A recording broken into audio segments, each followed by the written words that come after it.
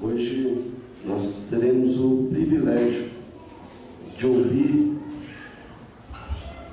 do nosso Senhor através da vida do presbítero Rubens. Eu convido que ele venha à frente. Eu vou estar orando com ele antes de passar a palavra para ele. Senhor Deus, graças nós rendemos ao Senhor, podemos estar na tua casa. Graças nós te damos, Senhor Deus, pela vida do Rubinho, por ele ter se disposto, Senhor Deus, a falar do Senhor essa noite. Ó Pai, em nome de Jesus, suplico que o Senhor use o teu servo e que ele fale do Senhor o que for dito aqui, ache morada nos nossos corações. Abençoa-nos, Senhor, em nome de Jesus eu peço. Amém.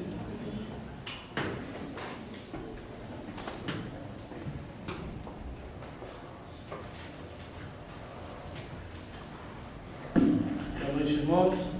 Que a graça e a paz do nosso Senhor esteja com todos. Amém. Fico vendo agora, né, as crianças, nesse mês, eu fico muito feliz porque há uma renovação e quando nós, assim, a turma da minha idade aqui na igreja, sabemos que é necessária essa renovação. Eu estou com 21 anos aqui na igreja. Cheguei bem no início, estava começando, eu cheguei e a gente vai vendo. Nós vamos nos envelhecendo, né? O tempo vai passando, as gerações vão passando e a gente precisa dessa renovação. E Deus tem nos abençoado, que aqui nessa igreja a gente tem visto esse trabalho de renovação acontecendo, principalmente na área de música, né? Que Deus continue nos abençoando. E falando nisso, eu queria convidar os irmãos que eu quero hoje comentar sobre um jovem que dormiu na janela. Acho que vocês devem lembrar até onde está o texto, um texto muito conhecido, mas eu convido os irmãos que abram suas Bíblias em Atos capítulo 20, nós faremos a leitura do verso 7 até o 12.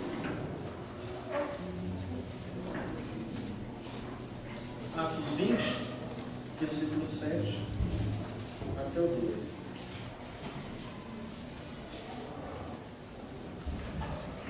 Mesmo assentado como estão, irmãos, na reverência que a palavra é devida. No primeiro dia da semana, estando nós reunidos com o fim de partir o pão, Paulo, que devia seguir viagem no dia imediato, exortava-os e prolongou o discurso até a meia-noite. Havia muitas lâmpadas no cenáculo onde estavam reunidos. Um jovem chamado Eutico, que estava sentado numa janela, adormecendo-se profundamente durante o prolongado discurso de Paulo, vencido pelo sono, caiu do terceiro andar abaixo e foi levantado morto. Descendo, porém, Paulo inclinou-se sobre ele e, abraçando-o, disse: não vos perturbeis, que a vida nele está. Subindo de novo, partiu o pão e comeu, e ainda lhes falou largamente até o romper da alva. E assim partiu.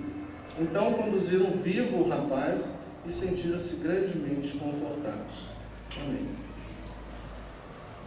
Irmãos, eu sempre digo que às vezes a gente lê um texto da Bíblia e às vezes a gente tem uma conotação de história e a gente passa desapercebido por tantas riquezas que aquele texto tem, né?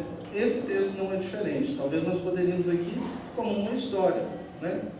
Uma história, o apóstolo Paulo estava de passagem e prolonga um discurso, um jovem cai da janela e o apóstolo Paulo vai lá e ressuscita esse jovem e no outro dia ele segue viagem. Passamos desapercebido pelo tanto de riqueza, tantas mensagens que tem nesse texto para nós.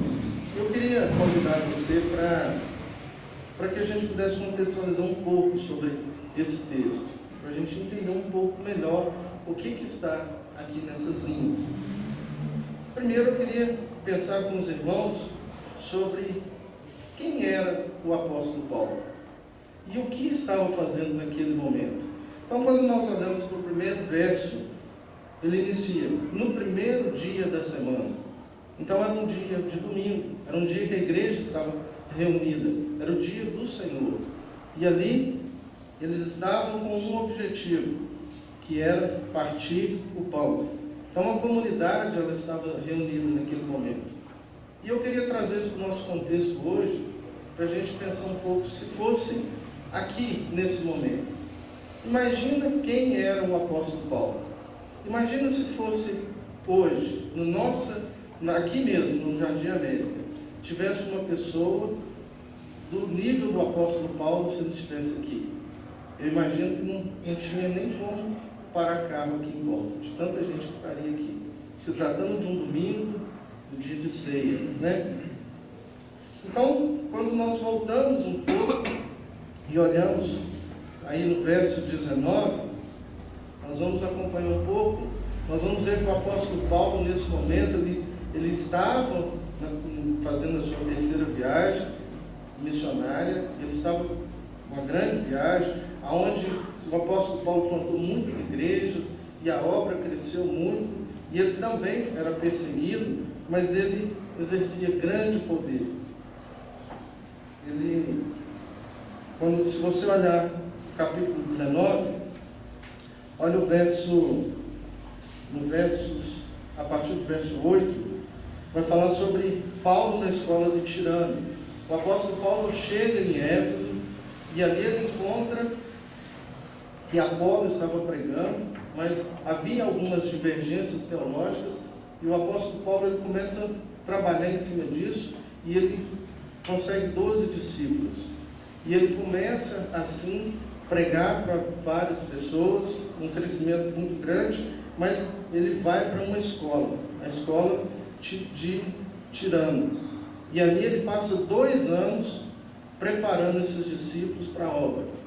E em determinado momento ele é perseguido e aí ele faz essa viagem e ele para em Troade, que ele estava retornando para Jerusalém. Então, mas nesse período que ele estava nessa escola, no verso 11, 19 e 11, ele diz: e Deus, pelas mãos de Paulo, fazia milagres extraordinários, a ponto de levarem aos enfermos lenços e aventais do seu uso pessoal, diante dos quais as enfermidades fugiam das suas vítimas e os espíritos malignos se retiravam. Olha como que esse homem era abençoado. E nós precisamos ainda voltar um pouco mais e lembrar que nesse contexto era de judeu, e os judeus sabiam muito bem quem era Saulo, nem era Paulo, era o perseguidor, um homem douto, um homem conhecedor das leis, mas que perseguia ferreamente a igreja. Então os judeus conheciam quem era o apóstolo Paulo. E aí, quando ele muda e ele passa a pregar o evangelho, Deus usa esse homem extremamente, a ponto de enfermidades ser curadas só dele tocar. Então eu fico imaginando nesse dia como que estava essa igreja.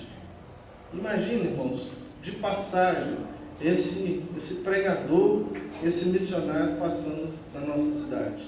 Então a igreja se encheu, né? E aí e o discurso de Paulo, ele se prolonga. E aí eu fico pensando, trazendo para a nossa realidade, sempre trazendo para nós.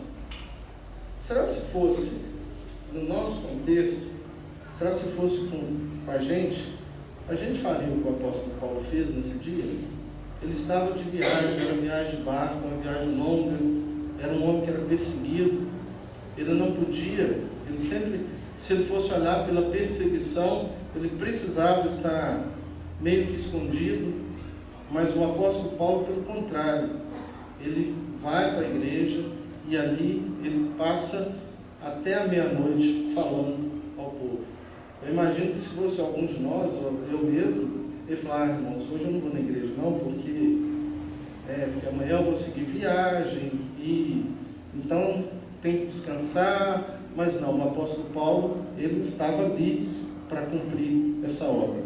Então, esse é o contexto. Então, uma igreja muito cheia, todos ali, e um longo discurso do apóstolo Paulo, E nesse momento havia um jovem na janela.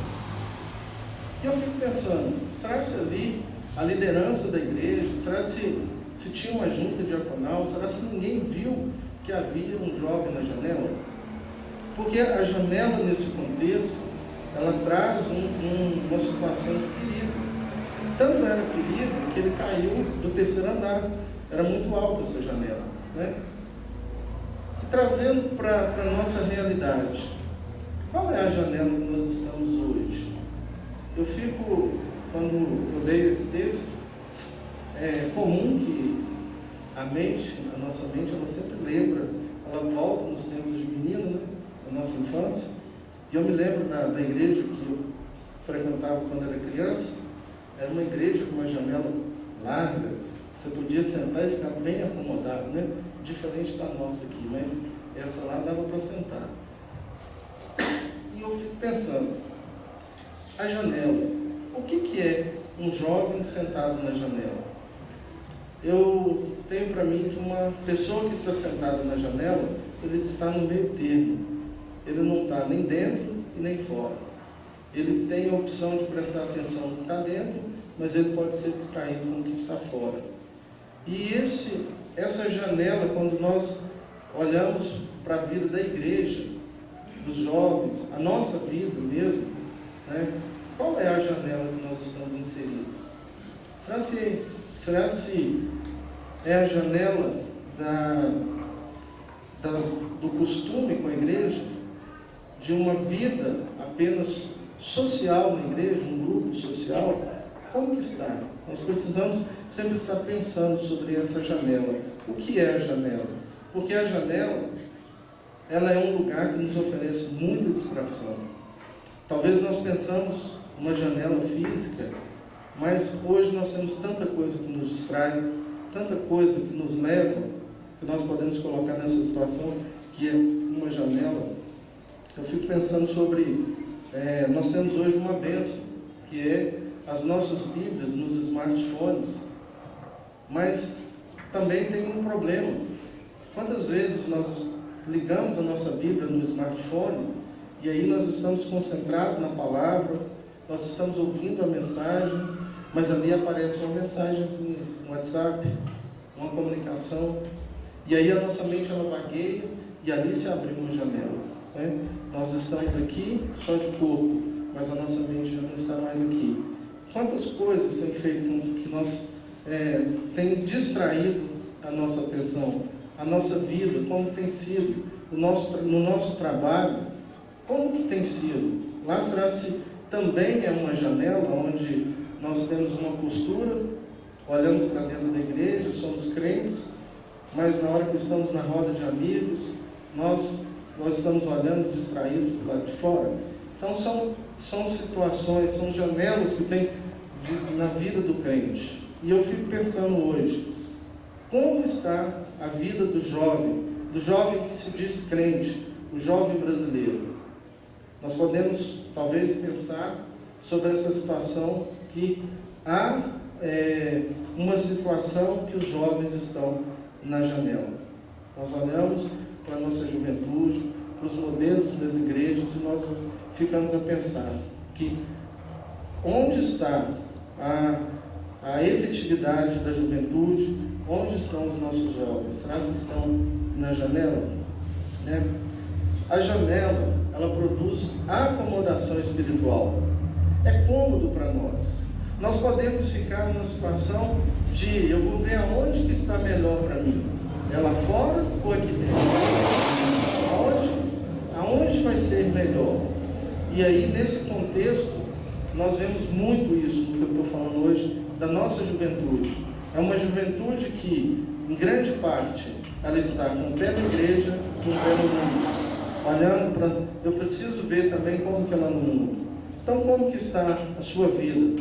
Né? Na escola, no trabalho, volto a dizer, no trabalho, como tem sido? Né? Porque, realmente, isso nos traz acomodação.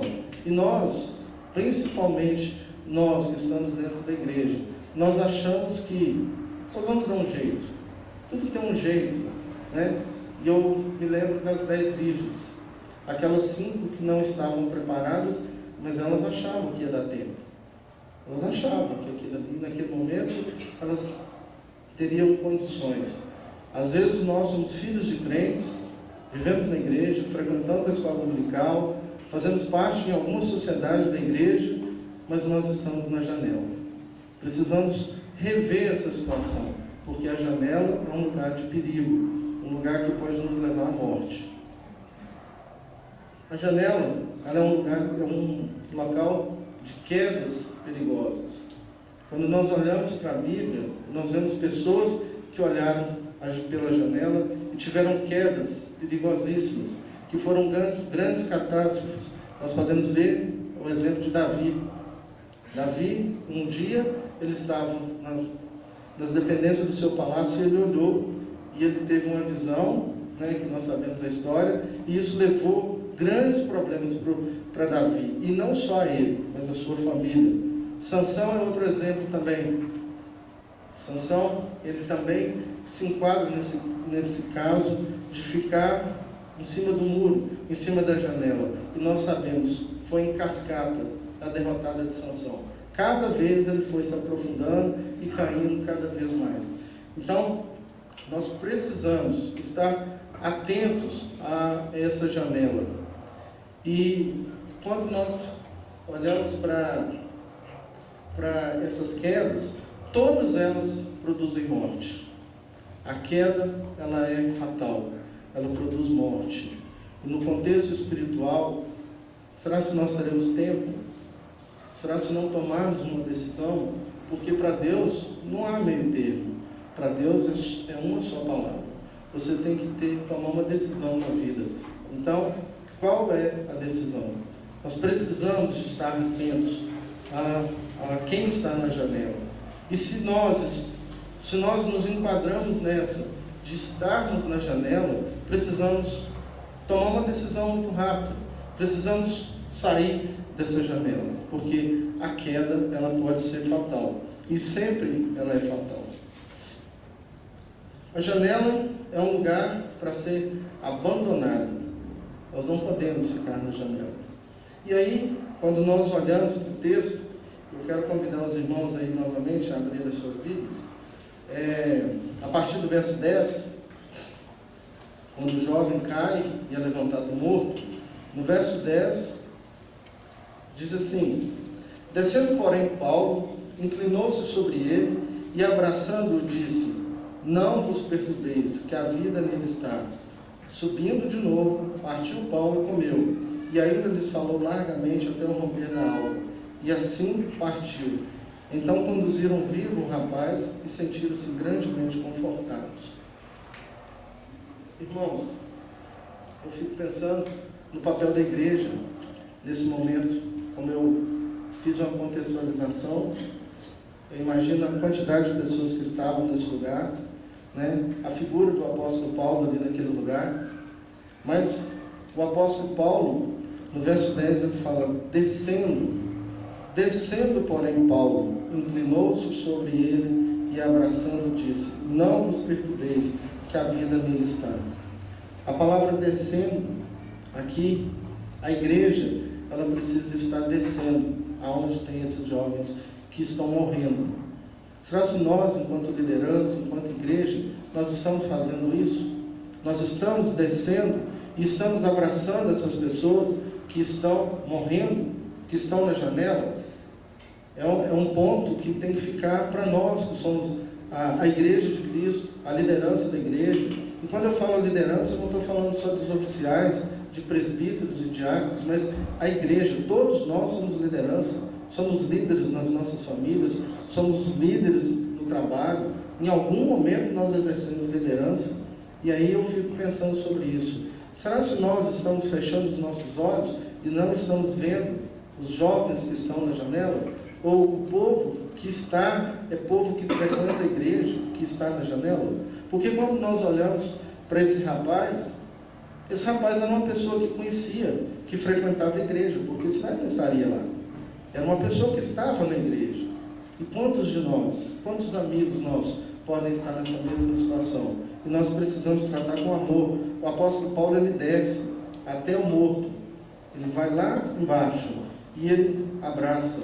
Ao invés do apóstolo Paulo buscar quem errou, quem deixou cair, por que esse jovem estava na janela, e talvez passar um sermão nesse jovem, por que ele estava na janela, o apóstolo Paulo não, ele abraça. E esse é o papel nosso da igreja. Nós precisamos buscar essas pessoas com amor, descermos e abraçarmos cada uma dessas vidas que precisam encarecidamente do amor do Senhor Jesus Cristo para a vida delas, né? E o apóstolo Paulo, nesse momento, ele tinha tudo para parar, tudo que estava fazendo, e ali agora virar uma festa, porque houve ressurreição. Isso é um fato raro, me parece que são 4 ressurreições que aconteceram no Novo Testamento, e essa foi uma delas. Então, assim, isso era um fato raro.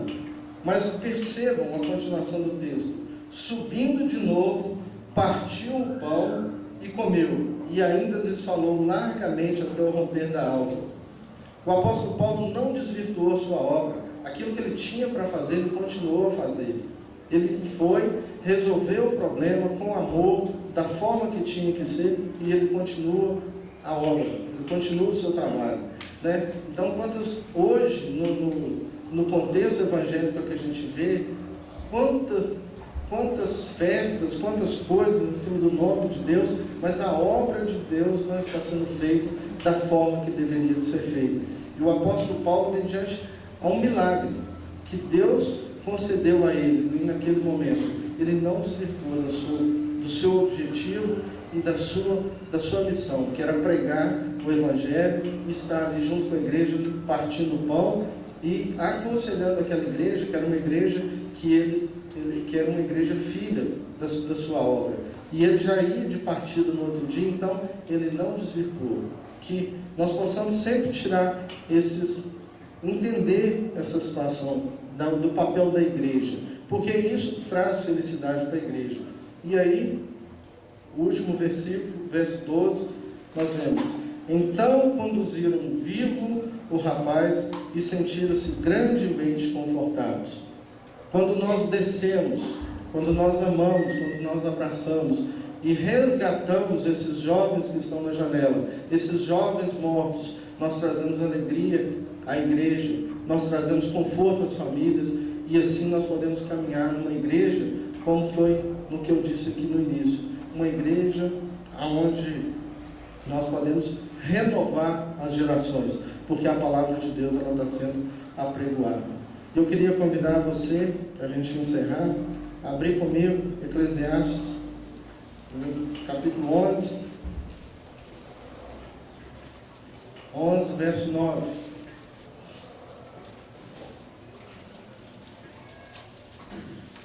Diz assim: alegra-te, jovem, na tua juventude, e recreia-se o teu coração nos dias da tua mocidade. Anda pelos caminhos que te satisfazem o teu coração e agrada aos teus olhos. Sabe, porém, de todas essas coisas Deus lhe pedirá contas.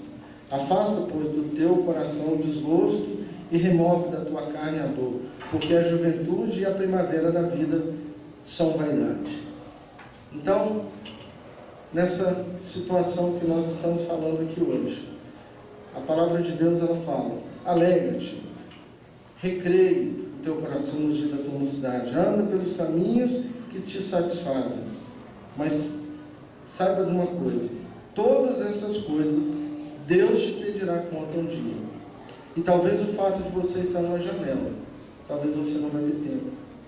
Essa queda pode ser o sono, às vezes as distrações que estão aí fora, e você ir na janela, você deixa de olhar para a obra de Cristo, você deixa de olhar para aquilo que está na vida e na obra da igreja, e você se distrai com as coisas de fora, e o sono pode te pegar, e geralmente a queda traz a morte, e aí pode ser muito tarde. Mas saiba de uma coisa: Deus, Ele vai pedir conta de todas as coisas, todas as nossas ações, nós temos que passar perante Deus. Então eu quero encerrar essa breve mensagem, deixando essa palavra, para que você possa fazer uma análise na sua vida, que todos nós possamos ver como está a nossa vida. O que temos feito? Será que nós estamos na janela? Será que nós, como igreja, estamos deixando os nossos jovens na janela? E precisamos tomar uma posição urgente. Nós não sabemos, nós não temos certeza se nós vamos sair nessa porta. O nosso tempo ele pertence a Deus. Mas saiba de uma coisa, nós teremos que prestar contas a Deus. E nessa noite fica um convite. Deixa aqui um convite a você, que você possa, se você não teve um encontro ainda com o Senhor Jesus Cristo, que você possa ter uma atitude, uma ação de sair dessa janela. E o sair da janela é aceitar o Senhor Jesus Cristo como seu único Salvador, remidor dos seus pecados. Que Deus possa nos abençoar e que o Espírito Santo de Deus, ele possa estar tocando os nossos corações e que essa palavra, ela possa fazer com que fazemos uma reflexão sobre a nossa vida e que possamos tomar uma decisão urgente em nossa vida. Que Deus nos abençoe e que essa palavra possa ficar em nossos corações.